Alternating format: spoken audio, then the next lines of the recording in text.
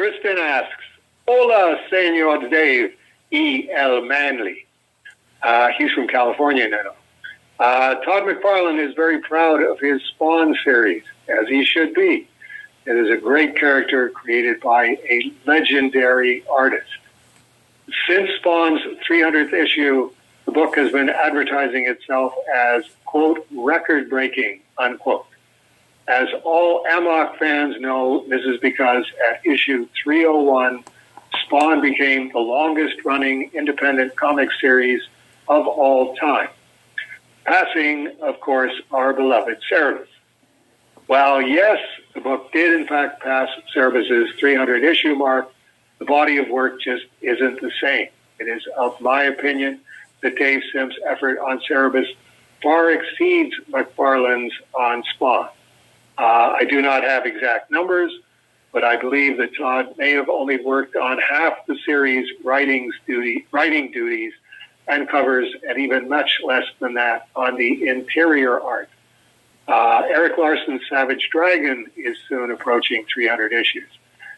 His contributions may be more admirable to his book than McFarlane to Spawn.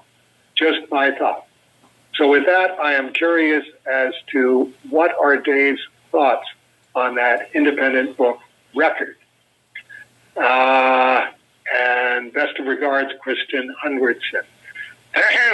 Doing 300 issues of anything is a monumental task. Welcome to the 300 Club, Todd and Eric. Dave Sim, when Spawn 301 hit the stands.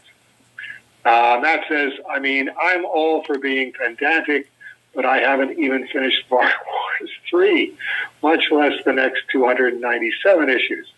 So, like, who cares about my opinion, eh?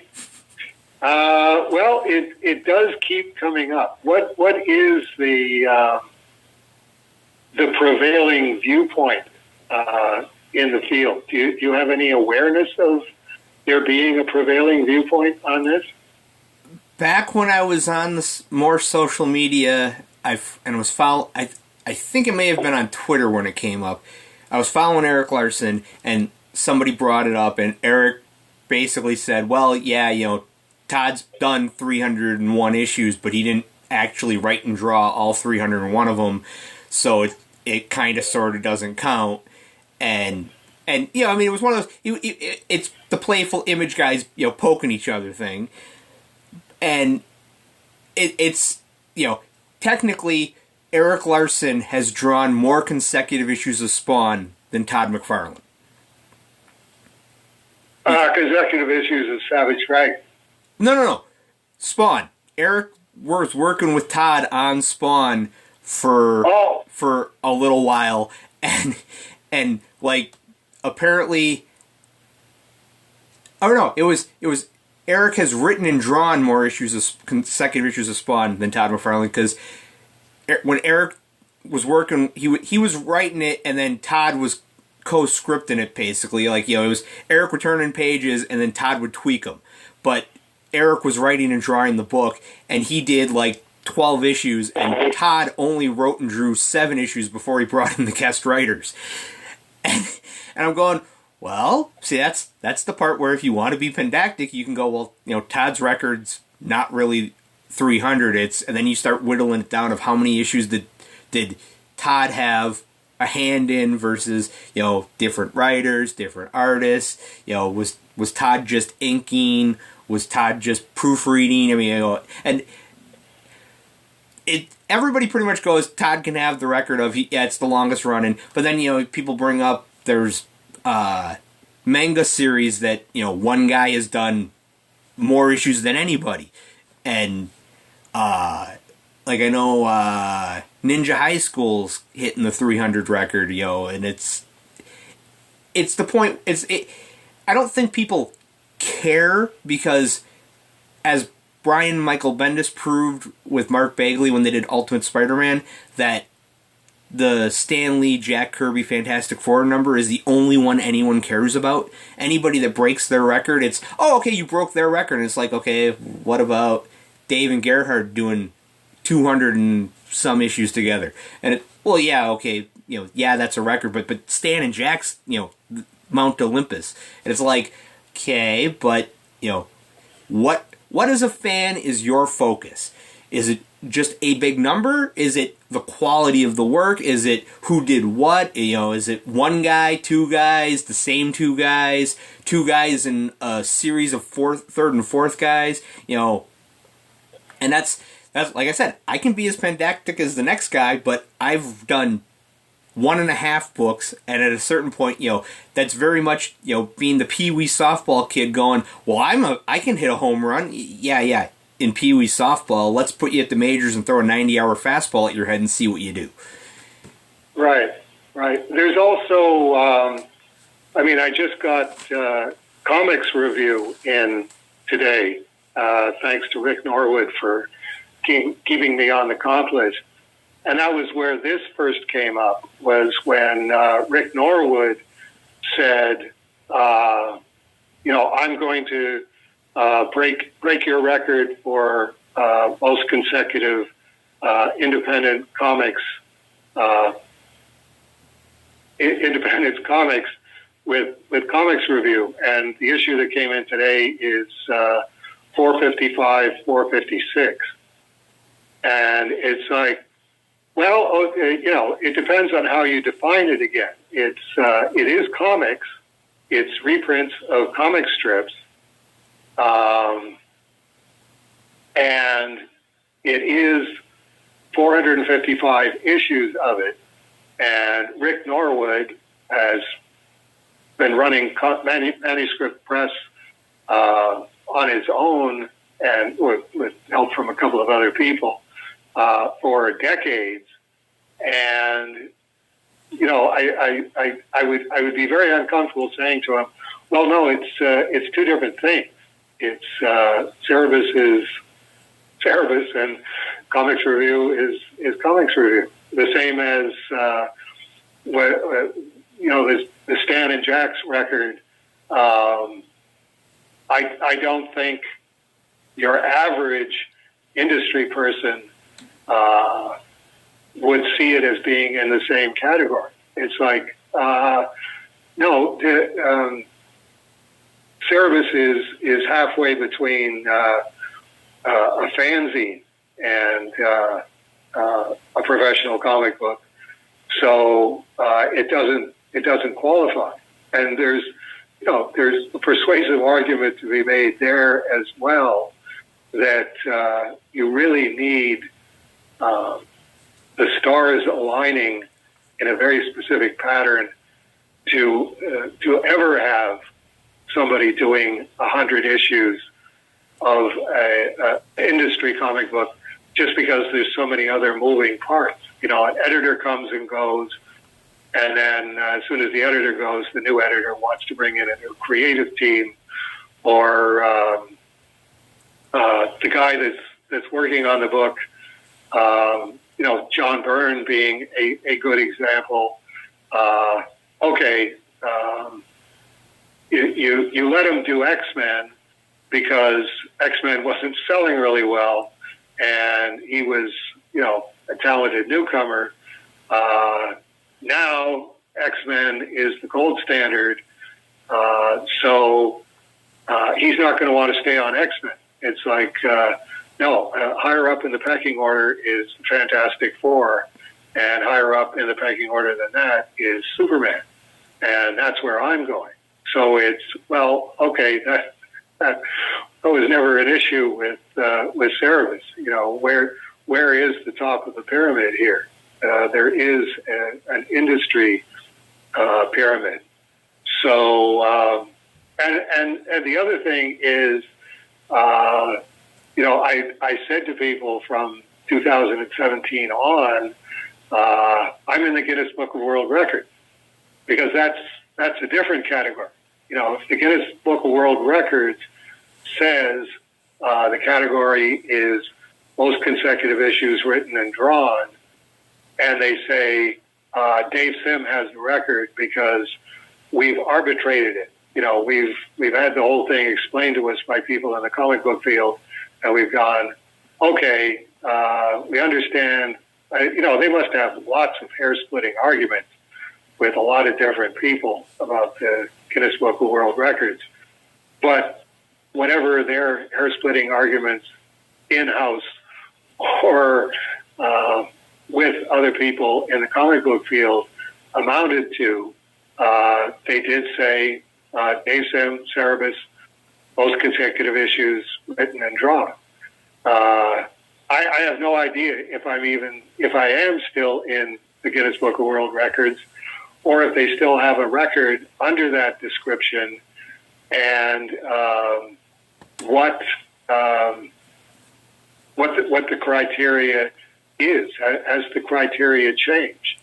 That theoretically, if I am in the Guinness Book of World Records as most consecutive issues written and drawn, then Eric Larson will be breaking that record. But will the Guinness Book of World Records people acknowledge that? Because it's their sandbox. It's records are a lot like awards. It's so much opinion based that it's very, very strange the extent to which people say this guy is in the Guinness Book of World Records. That ends the discussion. It's like, well, I'm not sure what planet you're living on, but very few discussions come to an end if you really want to get people talking about, did Roger Maris break Babe Ruth's record? Well, he had an asterisk next to his name for years and years. Well, and the way that Guinness does it now is every year when they come out with the new version of the Book of Records, it kind of sort of is understood now that it's the abridged version because there's so many records that the book would be, 15 times as thick. And so because of the internet, it's all online. You can go to their website and type in whatever record you're looking for and it'll bring up the results. And Dave Sim is still most consecutive issues written and drawn with 300 issues. And I'm sure that if somebody submits Eric when he does it and they look into it, it'll either be a worded slightly different record, or it'll be, okay, yeah, your record is now broken and now he's the record holder. I mean, and the other one is, it's the Guinness Book of World Records, guys. I mean, it was created to settle bar bets.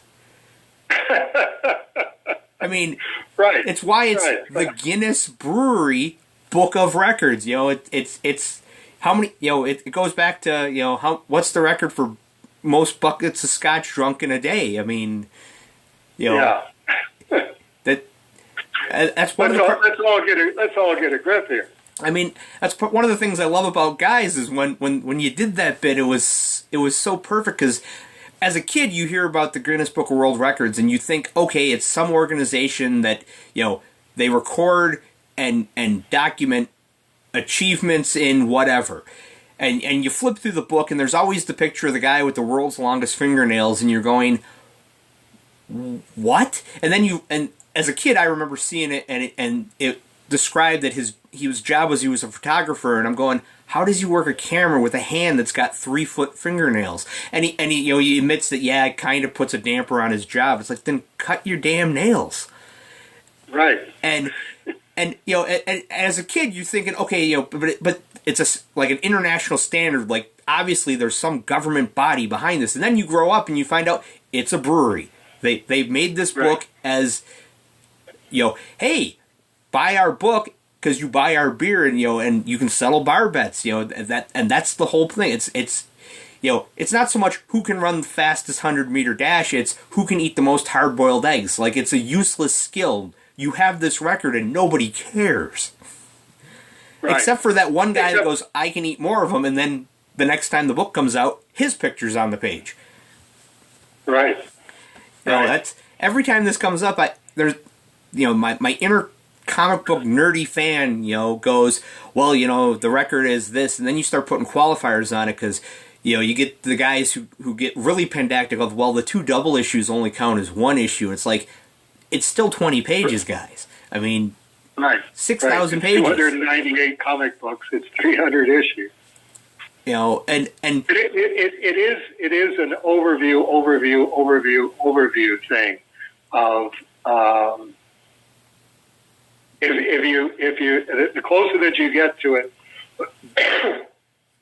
or the more myopic you're being about it, is maybe the better way of putting it. The more absolute a viewpoint that you're going to have, and then the further back that you get. Okay, let's try and adopt an overview of that circumstance that we just looked at.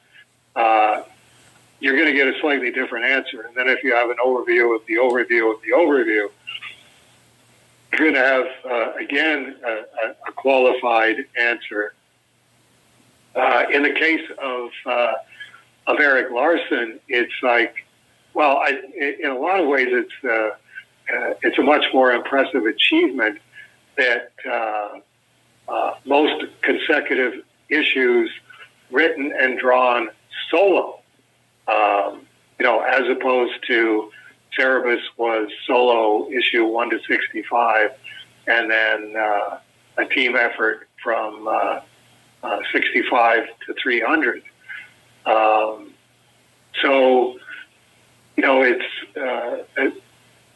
think probably it depends. How important is this to Eric, and how important is this to anyone that knows Eric and thinks highly of the Guinness Book of World Records? I mean, the fact that Cerebus 300 came out in 2004 and the listing didn't come out in the Guinness Book of World Records until 2017. That should tell you something right there. Well, and I know that he's said that he's, there's people going, I bet you're really looking forward to issue 301, and he's going, I look forward to every issue. I mean, that he's going to keep going until he can't go anymore. And he said that right, flat out. Like, when he's no longer physically able to do it, then the book will probably stop. There's a good chance that the last issue of the Savage Dragon is going to be, blue line for the last few pages, because that's as far as he got. And he has mentioned the Cerebus record of, he wants to get 301 just to say that he did it. But then in the last issue of The Walking Dead, Robert Kirkman, in his editorial said that, this is, he ran out of story. I think it ended at like 194 or somewhere around there. But he does say that, that Cerebus number 300, it just, there was a part of him that was going, no, we can push for this. We can make it happen. And he felt bad. There's a part of him that felt bad that he wasn't getting to beat the record. And it's like, there are guys who go, he did how many? 300. Well, I can do that. Okay, good luck. Let us know what life's like for you in 26 years when you're done. Right. That's my all-time favorite was in the mid to late 90s, early 2000s. John Romita Jr. was drawing Amazing Spider-Man monthly, and then they relaunched The Mighty Thor, and he was also penciling that. And I was at a convention, he was there, and everybody was coming to him and going, wow, it's amazing that you're doing 2 monthly books a month, full length, pencils on both, attaboy, way to go, Johnny. And he's like, Jack Kirby drew the entire Marvel line for years, 8 books a month. Like, 2 books a month is nothing. And right. And I kind of was like, you really feel that way? He's like, yeah, I mean, it's I can do it, so I'm doing it. If I couldn't do it, I wouldn't do it. But at the same point, it's like, it's that thing of, you're at this peak on the mountain, and everybody's congratulating you for how high you've gotten, and you're standing there looking up going, there's higher peaks if you just keep going up. Yeah. And I as a fan, I'm like, I'm kind of, it's kind of cool that he's humble enough to go, yes, I'm doing something that you think's impossible, but from my perspective, Jack did something that was impossible. Yeah. And he saw it in, and John Romita saw that in real time, in terms of nobody can do that. And it's like, well, he is, every month, all of these titles are coming out, and if they aren't completely penciled by Jack Kirby, he's laid them out in a strong enough sense that there's no question that it looks like a Kirby book. You know, not just the superheroes. It was like Two Gun Kid and everything else. It was. I think that for Kirby was the matter of having been in the business for so long, and as Will Eisner said, I've watched the comic book business die 4 times. I think each time that happened to Jack Kirby, that just makes you more determined next time. While there's still breath in your body and you're still capable of doing this, okay, if I ever get another shot at this, it's going to be flat out pedal to the metal, and let's absolutely make this happen. Because, I never know when one of these times is going to be the last time, and I don't get the shot again. Right. I mean, I remember in the Kirby book that Mark Vanner wrote, he was talking about how when Jack got drafted, and he knew he was going, he was penciling up a storm so that there would still be income coming in when he's in Europe trying to kill Hitler. Right. And that's, whenever the record thing comes up, there's, like I said, there's that inner nerd part that goes, this, and that's when you start deli slicing. Well, yes, Todd's published more issues, but Todd didn't do this or Todd didn't do that. It's like, and and I come back to what you said at the time of doing 300 of anything is difficult as possible. So kudos to the guys that do it.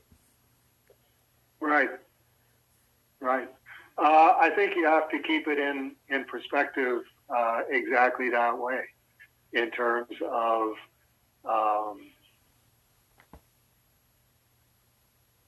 like I said, I think it's more on the part of the audience, the general audience, for whatever it is, not Cerebus, but comic books generally.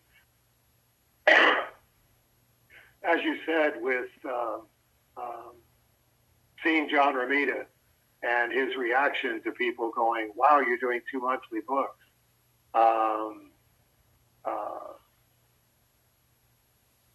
If you are in that category and you are aware that there's always higher peaks to climb, you're the one who's apt to keep it in perspective. The audience is blown away. Not just the audience, but the semi-pro guys. Like, you at least know now what it takes to put together a comic book, and the idea of doing that monthly for 26 years. It's now that I know what it is that I'm talking about in terms of personal experience, it's that much more impressive. And same thing with me, doing Strange Death of Alex Raymond. And it's like, I look at page after page after page of Rip Kirby and going, 6 strips a week at this level of ability, when nobody else was doing this. Nobody else was even understood that it was possible to do this. And only a handful of guys there as well. It's like when Alex Raymond died, he died September 6th, and the last strip that he had done was September 30th. So they were really under the gun. And at the same time, the only 2 real possibilities to take over Rip Kirby were Leonard Starr and John Prentice. And most of the people knew that. King Features was trying people out on doing Rip Kirby, but everybody everybody who knew anything about the newspaper strips and knew who was doing what, and knew what John Prentice was doing at DC in comics, and Leonard Starr was doing at DC in comics. It was, these are the only guys that can do the Rip Kirby, Alex Raymond reliably and make it look like that style, so that there's no gap there, so that there's no well, I don't know what happened here, but this isn't the same comic strip that I was reading. There's a number of examples of that, and it's a very, very idiosyncratic thing to do for a living. That there's no end of experts to tell you what it is that is the reality that we're all looking at. But it's no, we're all looking at the same chessboard, but there are a handful of people who know what the chessboard is, and most other people, it's largely theoretical enthusiasm.